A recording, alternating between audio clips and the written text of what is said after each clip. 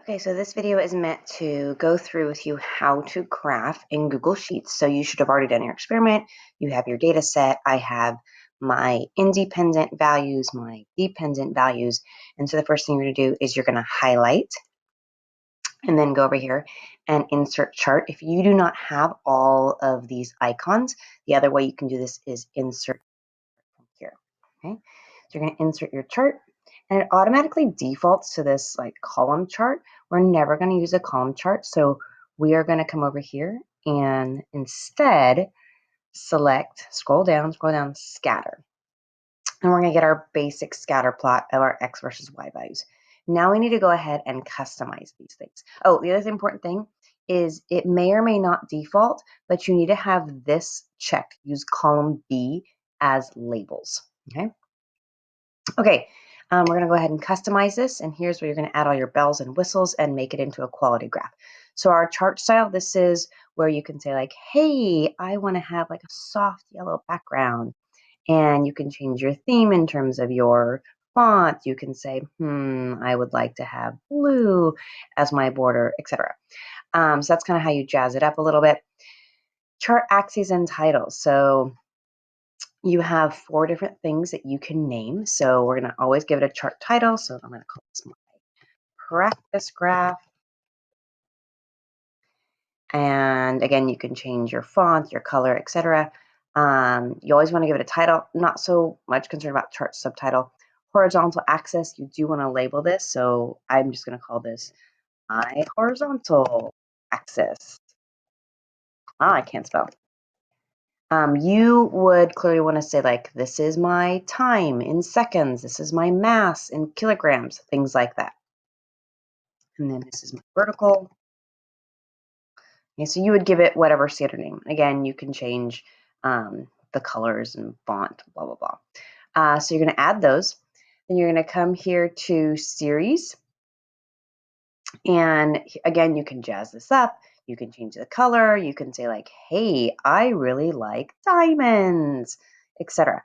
Now, this is something we're going to often do is we're going to add a trend line. So there are times when you are tasked with adding a trend line. This is how you get to it. Again, this is under the series tab.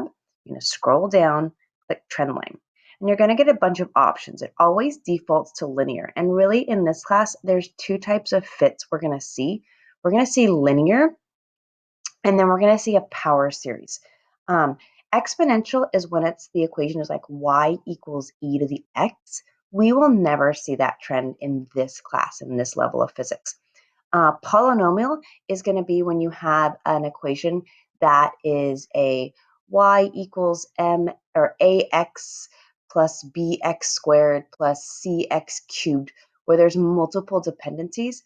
Again, we're not going to necessarily look at that kind of a fit. Logarithmic, there are definitely some logarithmic trends in physics, but we will not be exposed to them. The other one we're going to see a lot is the power series. And a power series is when you have the variable raised to a power. So this is going to be like y equals x cubed, y equals x squared, or y equals x to the -1, which is just an inverse graph, okay? So the 2 options really you're going to pick from are linear and then the power series. So this is clearly not a linear fit, and I'm going to say a power series. And again, you get some options of that. And the other thing we're going to do is the label. I want you to put the equation in. And so this is essentially saying that this fit is equal to 0.917x cubed, not x cubed, it's actually x to the power of 3.04. So really, it's almost like an x cubed function. Okay? And you can kind of move where that is by clicking on legend. You can say, oh, I want it to the right, etc. But again, that is the equation for this best fit line. It's a y equals, and this is just like a slope kind of like an m value, but it's x to the power of 3.04. So this is kind of a cubed function. And then you get the option to kind of play around with your horizontal axis and your vertical axis, etc. You can jazz it up with grid lines. Sometimes these get kind of busy though. So that is how to make a basic graph. I want to show you just kind of the other ways. Again, here I've already made the graph. I want to just show you the trend line on this one. So I'm going to click Edit Chart. Again, customize. We're going to go to series, scroll down, add a trend line. And this one, it's pretty much a linear fit. And if I, again, choose my label, I'm going to use an equation. And you can see that for this one, the equation of this line, it's like a y equals mx plus b. In this case right here, 4.97 is my m, and this is my b. Like this would be my y-intercept. I want to show you one other one. So again, I have my data here. I am going to add my trend line, so edit chart.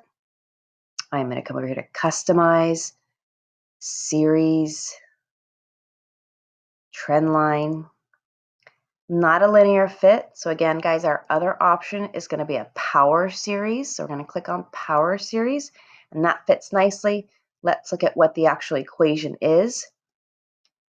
And this is definitely a power to y equals mx to the power of -1, which is the same as y is equal to 1 over x. So this is the inverse function. Okay, so hopefully that gives you a little bit of practice in how to graph in Google Sheets.